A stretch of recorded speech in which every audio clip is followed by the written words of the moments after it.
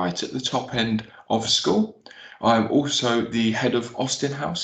So first of all, I would like to congratulate all of the amazing pieces of artwork sent in for the house crests following Mr. Ladyman's assembly on Friday. They were absolutely amazingly creative and represent each house so well. I'm also the computing lead for the school, and that brings me on to today's whole school assembly. Some of you may know this already, and if you don't, that's absolutely fine. But this week we are going to be celebrating Safer Internet Day 2021. It's actually tomorrow, Tuesday, the 9th of February. And the theme is An Internet We Trust, exploring reliability in the online world. So the aims for this assembly, hopefully we know what the purpose of the annual, which means yearly, Safer Internet Day is. Hopefully we understand the theme, An Internet We Trust, exploring reliability in the online world. We'll unpick that word reliability a bit later on. And to understand your online identity, and most importantly, how to keep safe online, especially at the moment as you're using online resources so frequently. As a quick word check, let's see your understanding of these key words. Do you know what the internet is?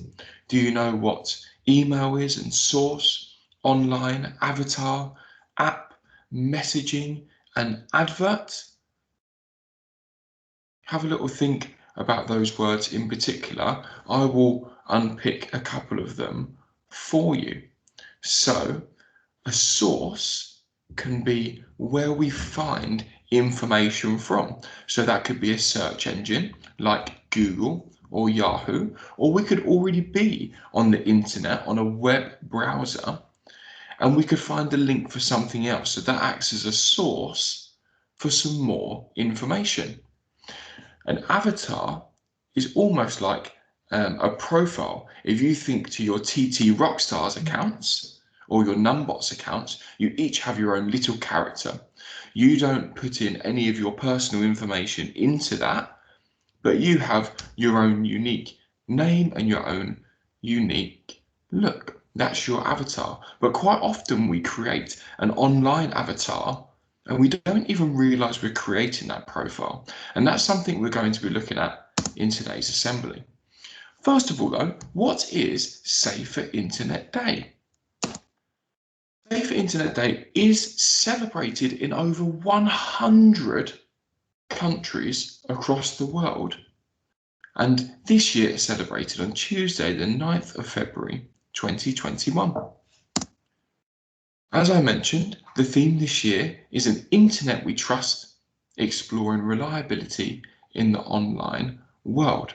That word reliability, when someone or something is reliable, it means that it is trustworthy, it is honest. So what that theme means is we are trying to promote and understand using the internet and accessing things that are only put on there honestly, and things that are uploaded onto the internet that we can rely on, that we can trust. Because as you well know, some people unfortunately pretend to be people they are not. Some people put links for you to click on, which maybe charges money to a bank account, or lots of other things that are very, very unreliable, unsafe, and untrustworthy. So we're going to be exploring that today. Have a little think. What do you use the internet for? Just take 10-15 seconds and think about that.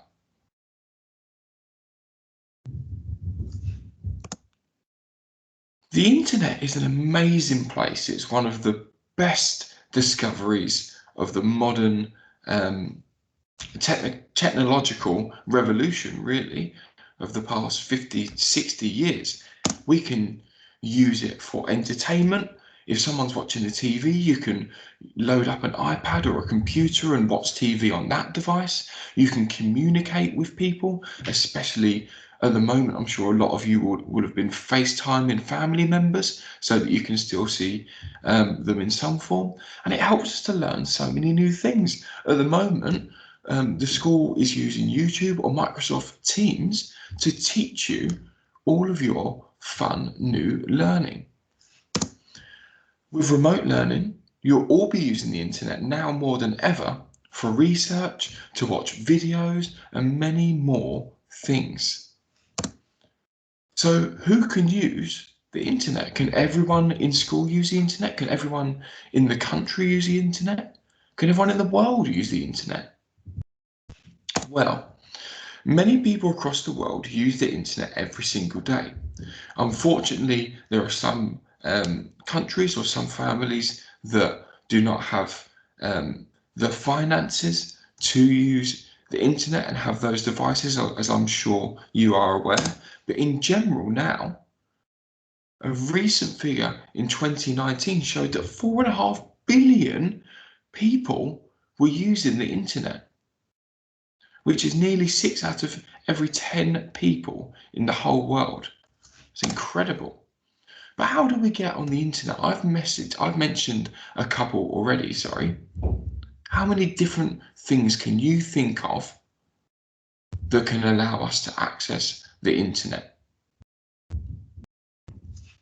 Okay, let's see how many you thought of. Phones,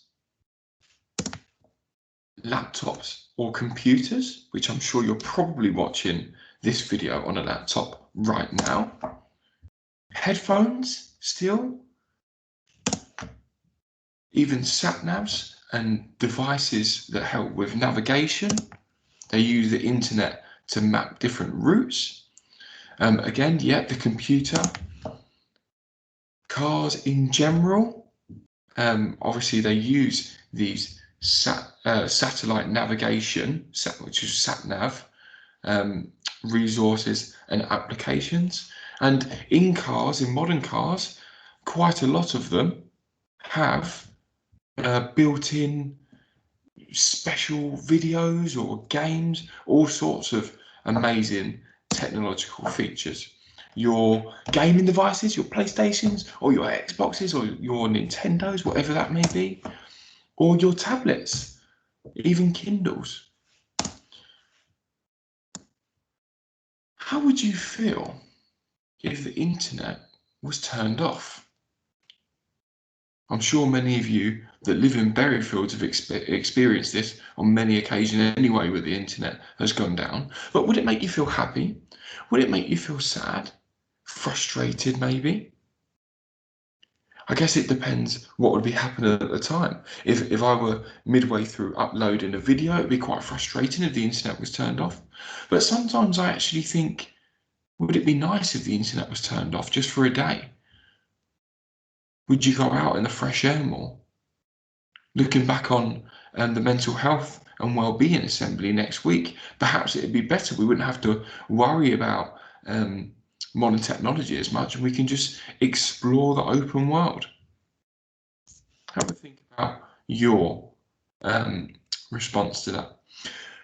Earlier on, I spoke about an avatar, and this is your online identity.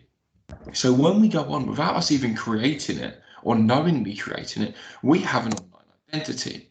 This is information about ourselves, our likes, what we share, and how we talk to others.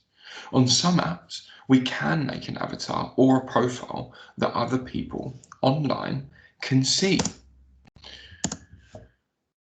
The theme this year asks us to think about how we can know what to trust online. We need to learn how to separate fact, so what is true and reliable, from fiction, things that are made up. So how do we know if we can trust something online?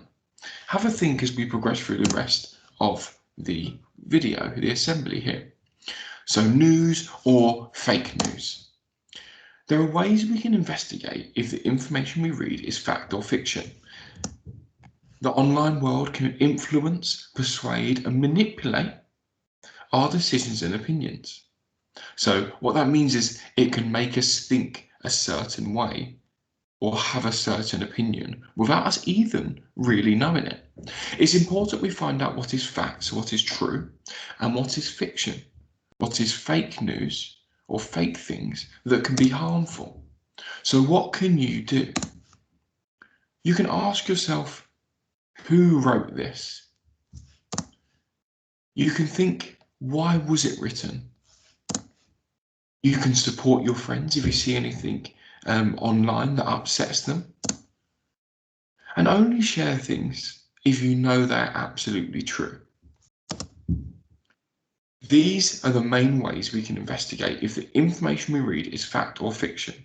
At the end, there's going to be a little challenge for you. So see if you can remember these 4 main ways that we can investigate information online. Finally, here are 6 really, really important things to remember. And if you take anything away from this assembly, make sure it's these. So number 1, if you see something inappropriate, so something you don't like, makes you feel sad or unsafe or upset, if you see something on the internet, shut the screen. You can just close the lid and go and get a trusted adult. They can then check what it is and they can report or investigate themselves. Number 2, do not talk to people you do not know. Sometimes people pretend to be someone they are not. And following on from that, number 3, do not agree to meet anyone online. Number 4, do not fill in a profile that asks for your full name, address, or school. Number 5, do not post any pictures or videos without your carer's permission, and make sure that you are not wearing school uniform because that makes you easily identifiable. And finally, do not click on any pop-up links or install something without the permission of an adult. So, a few quick questions. What would you do if you were to see an advert pop up saying you have won a prize? Would you click on the link? What would you do if you saw a link for a video to an amazing new football trick?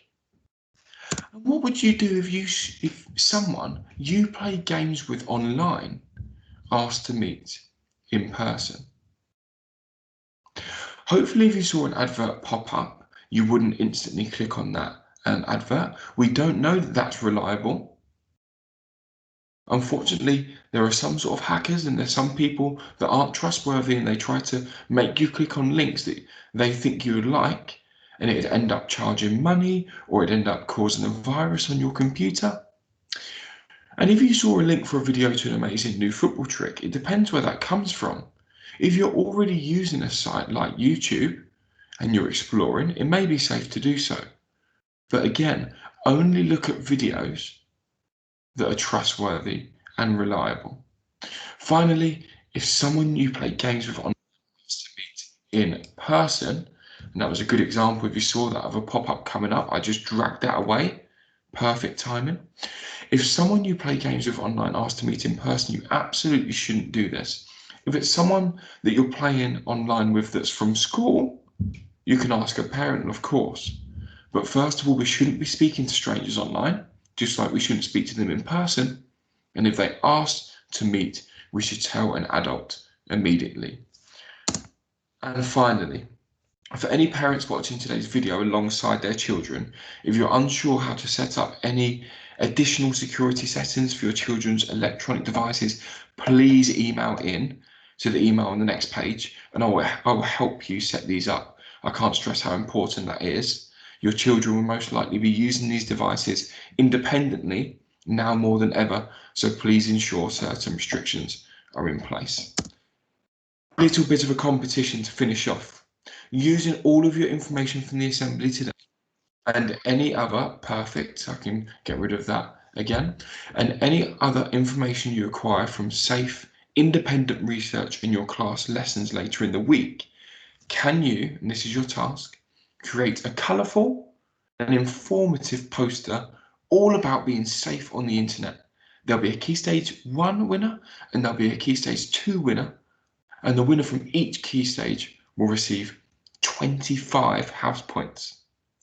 These can be created electronically on PowerPoint, for example, or by hand. You can take a photo and email it over. So that will be at rowanY4@greenridgeacademy.co.uk. Remember, an internet we trust. Question, check, ask, and hopefully you know how to use the internet safely online. Thank you. Have an amazing day, an amazing final week of half term. Goodbye, everyone.